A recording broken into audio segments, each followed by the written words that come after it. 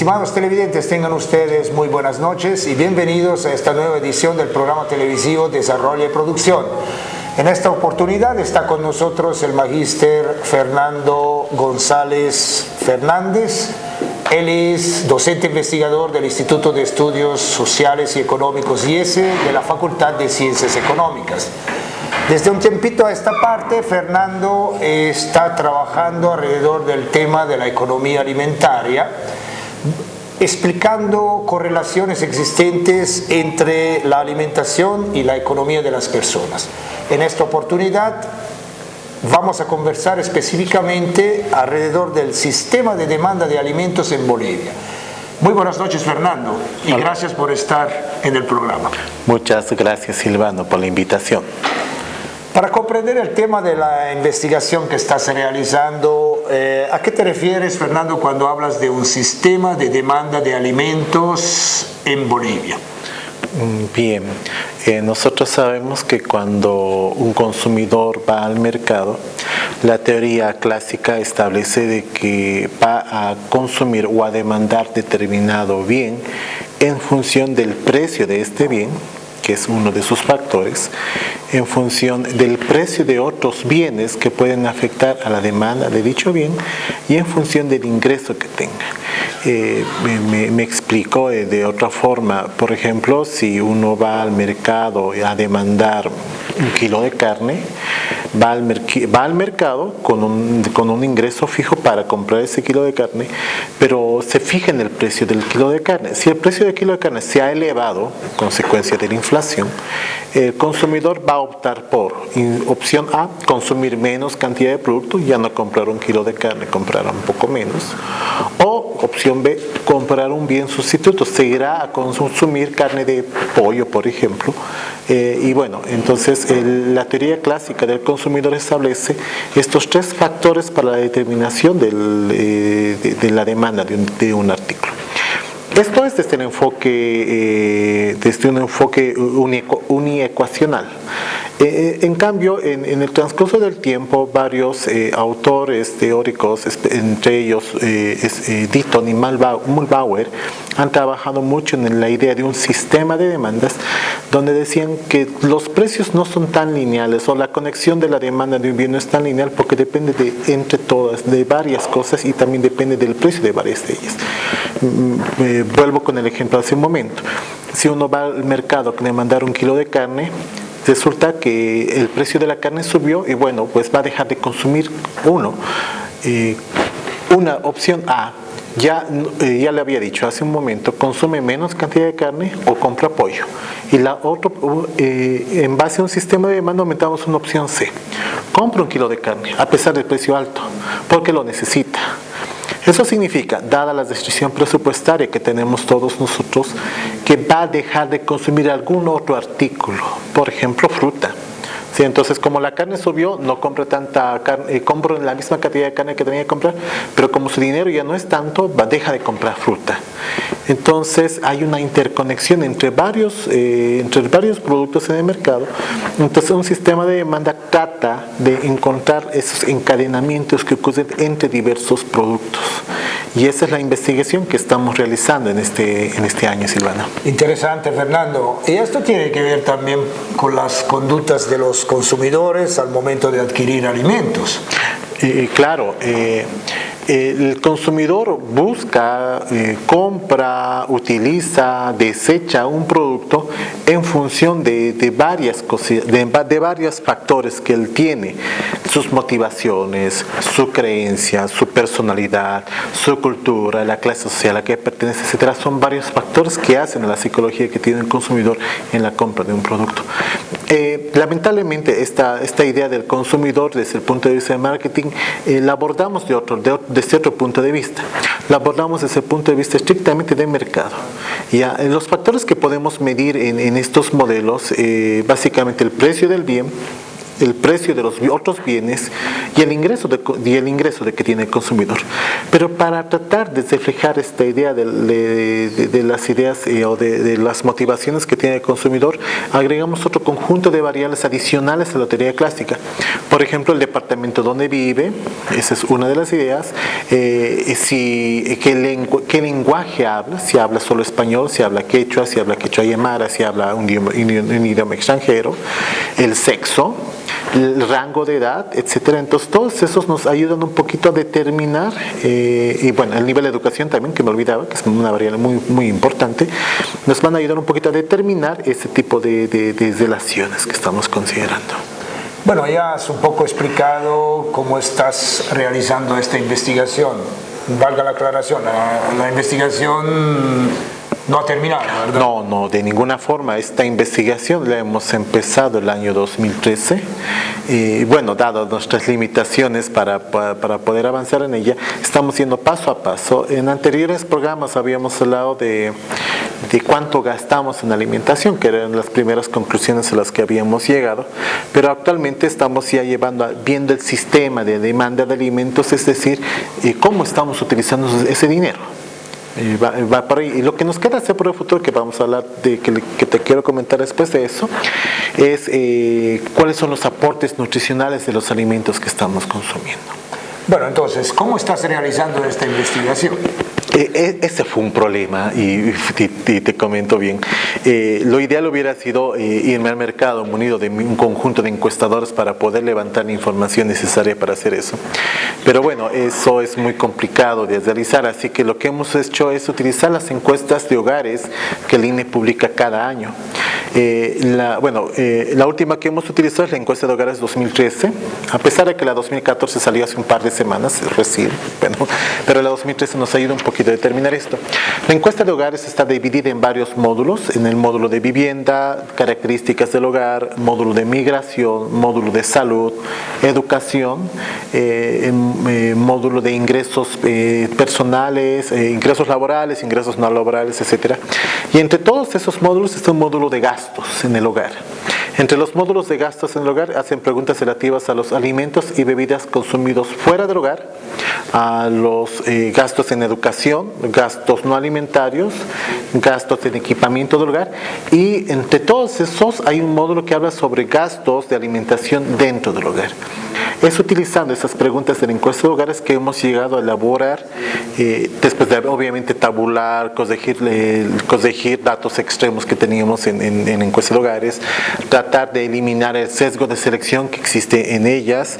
Hemos elaborado algunos protocolos de trabajo y en función de un modelo elaborado por Ditton y Muhlbauer que se llama AIDS, que en español vendría a ser como algo así como sistema de demanda casi ideal.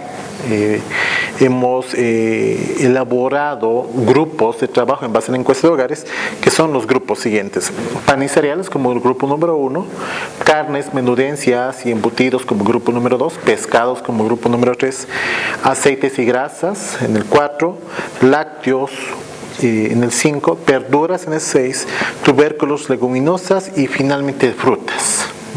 Hay un par de grupos más que se analizan de forma marginal, que son los grupos de infusiones y el grupo de sales, ¿no? que ayudan un poco. Lamentablemente había un grupo más que podíamos haber trabajado, que es el grupo de bebidas gaseosas, alcohólicas y no alcohólicas, pero dada el tipo de datos que teníamos, no nos fue suficiente la información recogida para poder incluirla dentro de este análisis que estamos elaborando. Entonces, la investigación gira alrededor de la conformación de grupos de alimentos, ¿verdad? Correcto. Como has explicado. Y a medida que has ido avanzando en la investigación, ¿qué es lo que has descubierto? Bueno, hay cosas muy interesantes. Un apunte más antes de hablar de los resultados de grupos. No hemos podido hacer esto por análisis individual. La encuesta de hogares tiene 64 alimentos y utilizar el sistema con 64 alimentos, con una encuesta con 9.872 casos, que son los que tenemos acá, iba a ser bastante pesado y el software no lo soportaba. Entonces hemos tratado de agrupar de la forma menos invasiva para poder obtener los siguientes resultados. Entonces, como vemos, aquí estamos observando el resultado, la elasticidad propia, que se llama los primeros resultados que estamos observando, del pan, por ejemplo. Y ahí vemos que si por algún motivo el precio del pan se elevara en un 100%, que es decir, que se subiera de 50 centavos a un boliviano, la demanda del pan caería en un 65%. Entonces, esto es algo que tenemos que tomar en cuenta para posibles elevaciones del precio del pan, y hay que tomar en cuenta cuál es el efecto que tiene la inflación sobre este producto. Fernando, perdón, antes de seguir, elasticidad, una breve explicación porque tal vez no todos los televidentes comprenden ese tema. Claro, cuando hablamos de elasticidad estamos hablando de la relación que existe de un producto en función de algunos factores. Por ejemplo, el precio es uno de los factores, el ingreso es otro de los factores y el precio de otros productos. Y cuando hablamos de que un producto es bastante elástico, significa que tenemos, como vemos en el gráfico, una curva más o menos vertical, y ahí vemos que a medida que se eleva el precio, la demanda de este producto no cae mucho, ¿sí? Cuando en cambio observamos en el gráfico un producto que es inelástico, si el precio se eleva un poquito, su demanda cae bastante. Entonces, estos son los resultados que podemos observar en función de esto. Y los resultados cuantitativos que estamos encontrando apuntan a descubrir si determinado producto es o no es inelástico, es o no es elástico. No funciona eso. Adelante. Gracias. Ahora vemos la elasticidad propia o la elasticidad que tiene la carne, ¿ya? Entonces, aquí vemos que si el precio de la carne se eleva en un 100%, su demanda cae en un 86%. Entonces, fíjate que es bastante sensible a la elevación de sus precios. Pero bueno, otro producto que sí es bastante sensible es el pescado. Aquí sí es bastante fuerte. Si el precio del pescado se elevara en un 100%, su demanda va a caer en un 186%. Básicamente la gente dejaría casi de consumir pescados, según este análisis. Vemos otros productos interesantes, los lácteos, por ejemplo. El precio de lácteos y derivados, ¿no? Si el grupo de los lácteos se elevara en un 100% en su precio, su demanda va a caer en un 106%. Y vamos por allá. Las verduras muestran un coeficiente de menos 0.88, lo que nos dice que la elevación del precio de las verduras en un 100% va a disminuir su demanda en un 88%. Y otro que nos parece muy interesante también es el de las frutas. Cuando se elevan los precios de algunos de los productos de la canasta familiar, los más castigados son las frutas. Es de donde sacamos las cosas, ¿no? Entonces, la elevación del precio de las frutas en un 100% disminuye su demanda en un 76% en general, ¿ya? Todas estas que estamos viendo son elasticidades propias de la demanda. Se llaman elasticidad precio de la demanda, es el nombre técnico. Pero el aporte de esta investigación va con las elasticidades cruzadas. Me explico. En este gráfico vemos que si el precio de las carnes se elevara en un 100%, la demanda de pan va a disminuir en un 8%. Como verán, el pan no es tan afectado por la demanda de carne. Pero la carne sí va a afectar de manera menos intensa a las verduras. La elevación del precio de las carnes en un 100% disminuirá la demanda de verduras en un 17%, de tubérculos en un 17% y de frutas en un 5%. Los pescados tienen un efecto fuerte en las carnes. Si se elevan los pescados en un 100%, la demanda de carnes no disminuye mucho, en un 0.6%. Entonces fíjate que parece que los pescados están algo aislados desde esto de los productos de la canasta familiar, algo que nos llama la atención. El tema de los lácteos sí es bastante intenso. La elevación del 100% en el precio de los lácteos disminuye la demanda de carnes en un 4%, la demanda de frutas en un 7%. En el tema de verduras, la elevación del precio de las verduras en un 100% va a afectar a la demanda de pan en un 1%, a la demanda de carnes en un 8%, a la demanda de verduras, a la demanda de tubérculos en un 8% también. Entonces, ¿y las frutas cómo vamos? La elevación del precio de las frutas en un 100% afecta a la demanda de carnes en la disminución en un 8%, de pescados en un 2.7%, de lácteos en un 8% y de tubérculos en un 1%. Entonces estamos observando algunos impactos que tiene la demanda. Si te das cuenta, lo que habíamos visto antes, hay una especie de cruce entre varios de los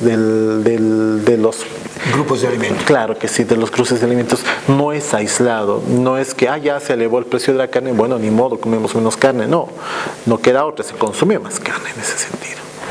Y ahí vemos algunas cosas fuertes. El pan y cereales es una cosa bien fuerte, porque pese a que se elevan los precios, uno tiene que consumir pan, no dejes de consumir pan en eso.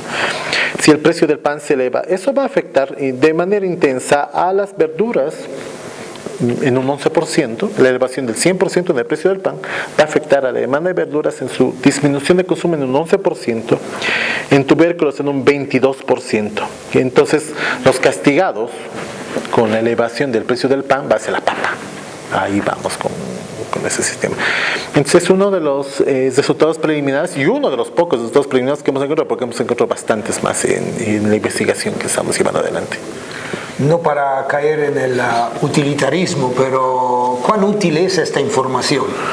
En el tema, por ejemplo, de que si estamos tratando de establecer un sistema de precios o si queremos saber cuál es el efecto que tienen los precios, eso nos daría una idea de cómo va a ser afectado el mercado. Me explico, hay un desdome en la carretera Cochabamba-Chapare, como siempre existe, un bloqueo. Lo que va a pasar es de que automáticamente va a desaparecer del mercado las frutas frescas. Entonces va a elevarse el precio de la fruta. Entonces uno tiene que empezar a considerar, si se eleva el precio de la fruta, ¿qué es lo que yo voy a dejar de comer? Si es que yo tengo que comer fruta. Entonces eso va a afectar a la demanda de carnes. El carnicero está ahí en su carnicería y de pronto ve, no hay tantos compradores como antes, pero ¿qué ha pasado? Y él no hizo nada, el precio no se elevó. Y resulta que tenía que saberse que hubo un desdome en la carretera o un bloqueo, y por lo tanto, como el precio de la fruta se elevó, la demanda de carne disminuye como habíamos visto antes, en un 8%. Entonces vamos por ahí. Entonces todas las cosas están relacionadas y esta es una información que yo espero que la manejen no solamente los comerciantes, sino solamente los hacedores de políticas que van a establecer algunas cosas en relación a esto. Hay varios programas en la gobernación y en algunas ONGs que trabajan con mejoramiento de la producción de papa, por ejemplo.